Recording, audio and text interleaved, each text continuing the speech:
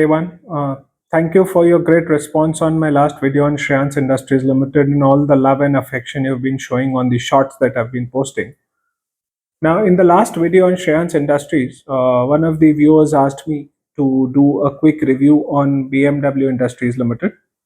Not to be confused with the German car maker, it's an Indian company which is primarily into steel and steel products. It does value added activities to basic rolled steel from Tata Steel and so on and so forth.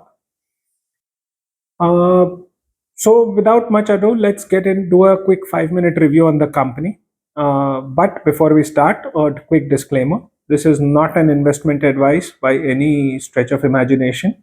This is my analysis of the company, and you, the viewer, are requested to do your own research and consult your own financial advisor before making any financial decision or investing decision. So let's get into it.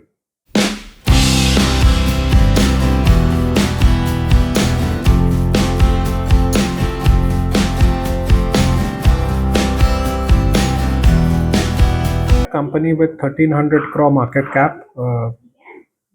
Stock P is 22 times.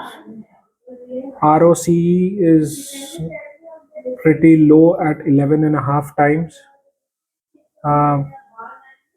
The biggest issue for me in this company is the inventory turnover ratio, which is a measly 2 times. A 6-month cycle to convert raw material into sales and then collect the money is simply not acceptable in any business. If you have a 6-month cycle, you better have a 50% gross margin, which this company doesn't have. With a 6-month cycle, it essentially means you will be able to rotate your capital only 2 times in a year and not more.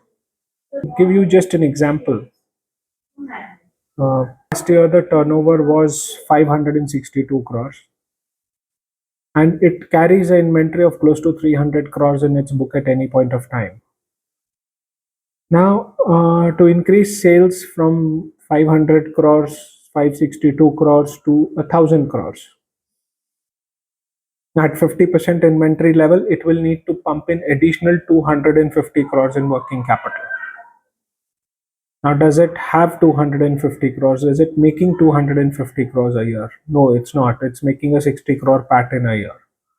So, it simply cannot grow on its internal accruals, and to grow, it has to essentially take debt, further debt, which, according to me, the margins don't justify. It has a low PAT margin of 8%. And another 25-30 crore in interest payments annually for 250 crore additional incremental working capital debt will simply kill its margins totally. Also, it has got very anemic sales growth of in the past 5 and 3 years. In fact, it's negative. It's not even anemic, it's negative. It's only grown by 10% this year. The CAGR compounded sales growth in 3 years is -3%, and compounded sales growth in 5 years is -10%. So, due to very high working capital days, 185 days, only 2 times inventory turnover, very low ROEs and ROCEs, I will not invest in this stock. This business needs a lot of correction in its business model. Also, what worries me a lot is that in the last 3 years, steel prices have been in a technical uptrend.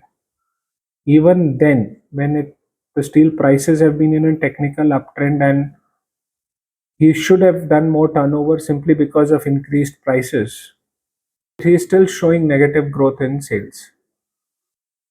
So volumes must have dropped dramatically, and that's a concern. On the positive side, the company is reducing debt over the last 3, 4, 5 years. It is focused on repaying debt, and consequently, the interest payments have gone down and margins have gone up a little. But is it a very attractive business to invest in? No, not really. So with that, we will quickly end this video.